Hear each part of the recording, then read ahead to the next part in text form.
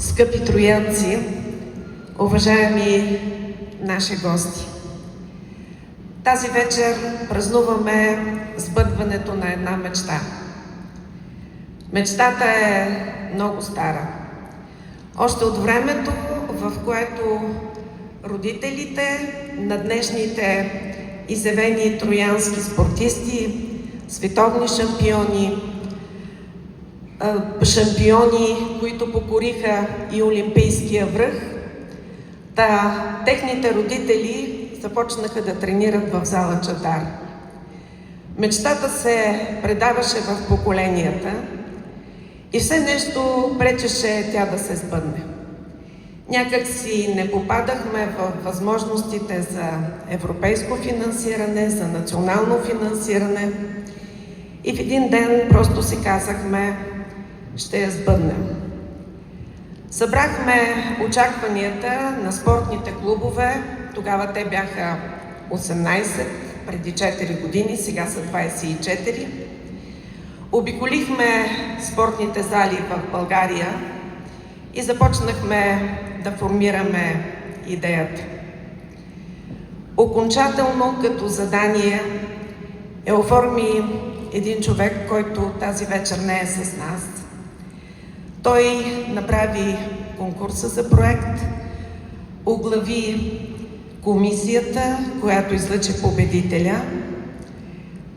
Това е бившият главен архитект на община Троян, Боян Кръстев, който вярвам, че ни гледа отгоре и е щастлив.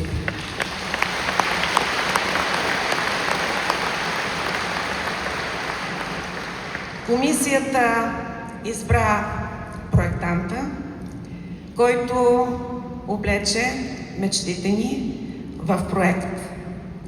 И сега аз ще го поканя до мен, архитект Каменов. Мисля, че ще получите аплодисментите на троянци, напълно заслужени.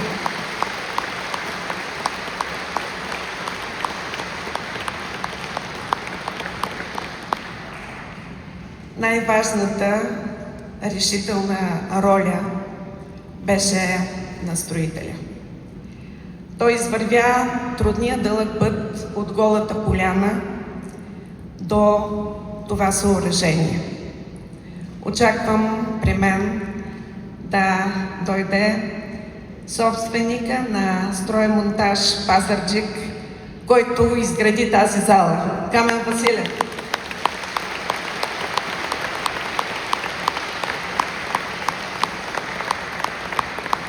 Тръгнахме без никакъв финансов ресурс. Изтеглихме банков кредит.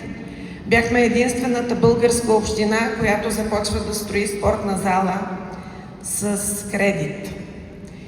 И по пътя срещнахме съмишленици, които помогнаха. Тогава Министерство на младежта и спорта обяви финансираща програма.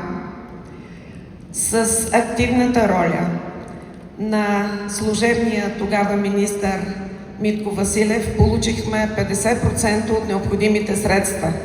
Господин Василев,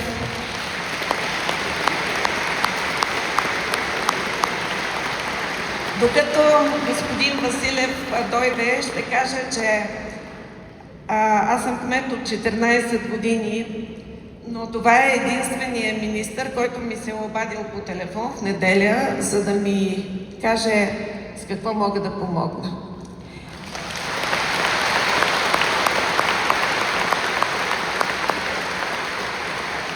И когато Лора се качи на олимпийската стълбичка, господин Василев осигури като личен ангажимент, разбира се, в ролята си на министър на младежта и спорта, необходимото оборудване за двата клуба по биатлон, които ще обезпечат тренировъчната дейност на стрелбището на Беклемето и на ролбана, който, надявам се, в рамките на тази година ще бъде изграден.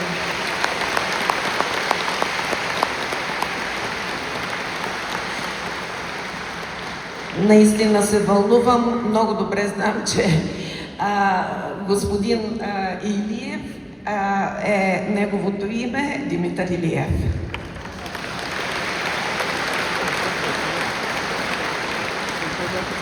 Тук искам да спомена имената на двама министри на спорта, които също помогнаха в хода на изпълнение на проекта. Със съжаление, те не са с нас, министър Глушков и министър Пешев.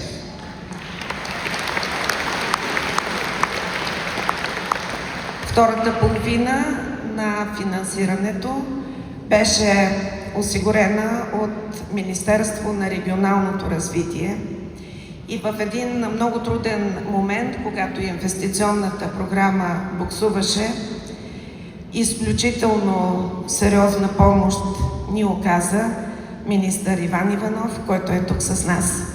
Моля, господин Иванов, елате при мен.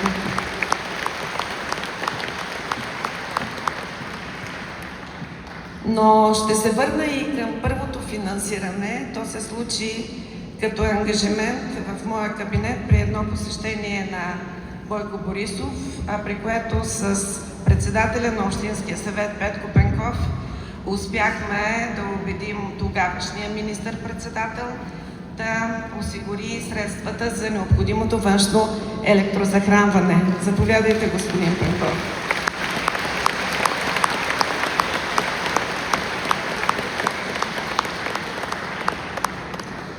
И моята искрена, специална благодарност е за хората от екипа на община Троян, които ежедневно бяха тук в залата, които се бореха с всички трудности, но с които мисля, че се справихме. За това ще поканя и заместник-кмета на община Троян Николай Райковски като представител на всички колеги, които участваха тук. И тъй като ни предстои да извършим едно свещено действие с всички, които участваха в този процес, аз ще поканя и нашите специални гости, заместник-министъра на спорта и областния управител Пламен Христов.